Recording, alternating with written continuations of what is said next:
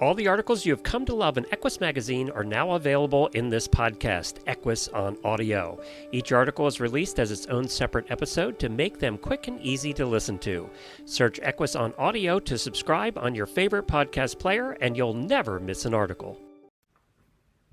You can enjoy your favorite equine videos all in one place with Ride TV, the ultimate equine streaming platform.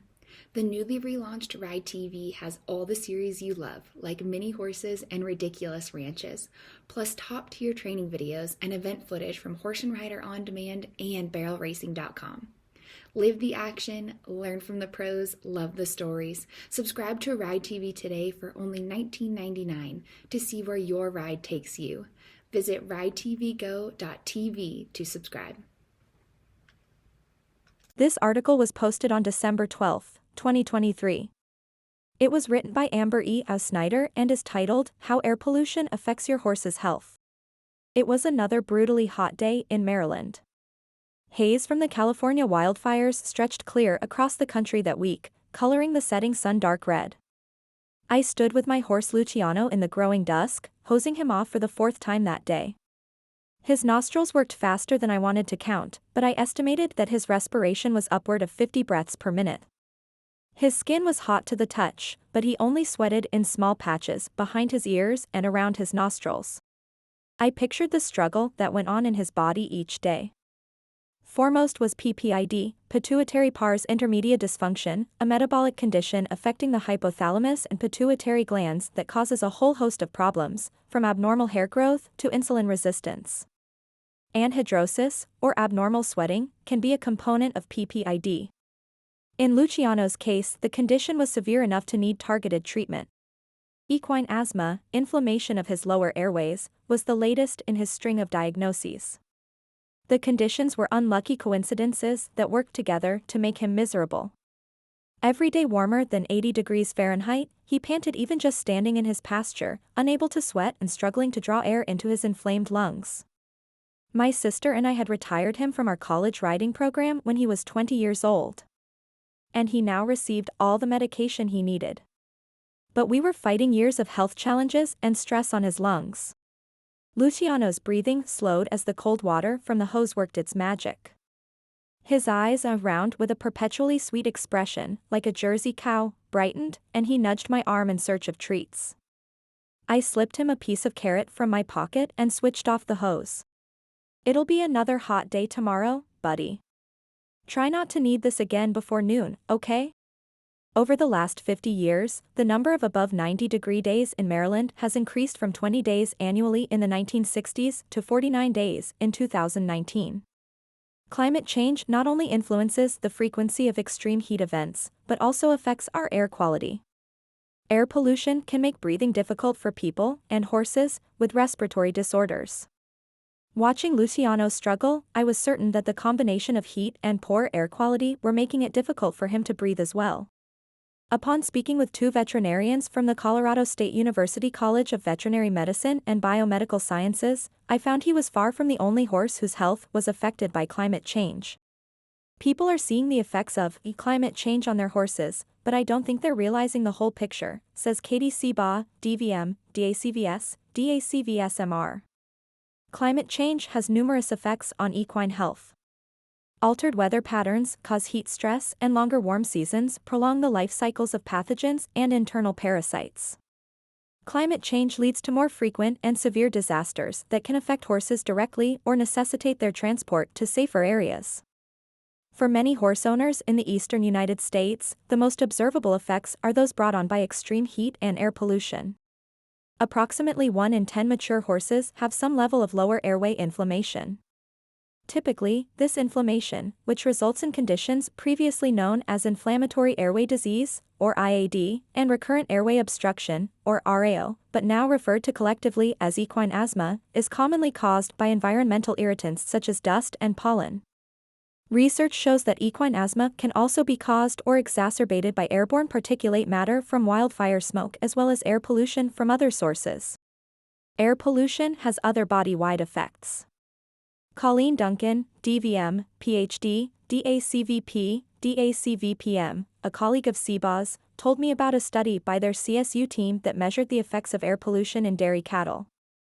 Researchers found an association between airborne fine particulate matter, known as PM2.5, particles that are 2.5 micrometers or smaller in diameter, and the volume and composition of milk produced. When PM2.5 was elevated, cows produced less milk and had higher somatic cell counts, or SCC, in the milk. SCC are typically elevated in response to the disease mastitis, in which the teats become infected. But cows in the study did not have mastitis, and the research team hypothesized that the elevated SCCs were due to an increase in systemic inflammation secondary to the pollution exposure. PM2.5 particulate matter is small enough to enter the bloodstream, where it can travel beyond the lungs to other parts of the body. In people, PM2.5 exposure is a major risk factor for heart disease. For this reason, Duncan and Seabaugh have been investigating the impact of air pollution on equine athletic performance. The Environmental Protection Agency's National Ambient Air Quality Primary, health-based, standard for PM2.5 is currently 12 micrograms per cubic meter. However, new human health and science information has prompted a policy review and a proposal to update the standard to the range of 9 to 10 micrograms per cubic meter. The CSU research team has similarly found that PM2.5 levels as low as 7 micrograms per cubic meter can negatively impact the speed of thoroughbred racehorses, with thresholds of around 10 and 11 micrograms per cubic meter having the greatest impact. Collectively, this work suggests there may be several, yet unmeasured, effects of pollution on horses and other animals. Duncan says air quality can vary greatly depending on pollutant concentration and local weather conditions, but she thinks there is likely an association between air pollution and several disease conditions, including equine asthma. Little research has been done in this area yet, but Duncan suspects that we will find increased numbers of horses diagnosed with this problem, especially in certain parts of the country. But, to my knowledge, that our research just hasn't been done yet. Air quality is just one factor in equine respiratory health, Seabaugh adds. Horses have an incredible lung capacity, far more than any of our other land species, and they also use their lungs as a cooling mechanism. Equine lungs are massive, the third largest organ in a horse's body, and exchange about 60 liters of air per minute at rest, or the equivalent of 4 water buckets. The lungs also contribute to thermoregulation by warming and moistening air as it enters the body and dissipating excess heat through air exchange. The warmer the ambient air is, the more difficult it is for the horse to cool down. External air is typically cooler than the horse's body temperature, which aids in cooling. But with global temperatures rising, the outside air sometimes isn't much cooler than the horse's body. The Earth's temperature has risen by about 0.14 degrees Fahrenheit per decade since 1880. In the past 40 years, that figure has climbed to 0.32 degrees Fahrenheit per decade.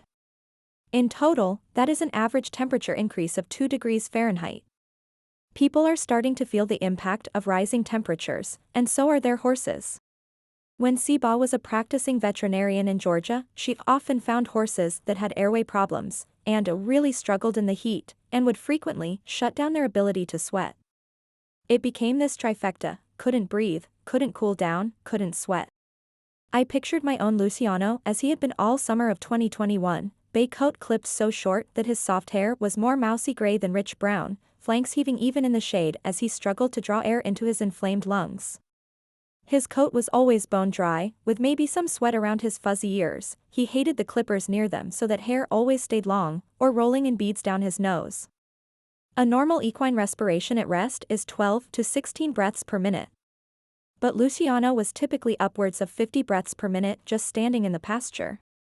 His veterinarian diagnosed Luciano's respiratory problems in September 2021, and we started treating him with a nebulizer, which made a huge difference in his lung function. But I did not get to finally see him thrive the next summer as I had hoped. He came down with a severe case of colic in December 2021, and my sister and I made the devastating decision to euthanize him. I am so glad that we were able to take him in and make his golden years happy. But I am angry that he went so long without the medication he needed. Unfortunately, as Seabaugh and Duncan have shared, Luciano is far from the only horse to struggle with these conditions.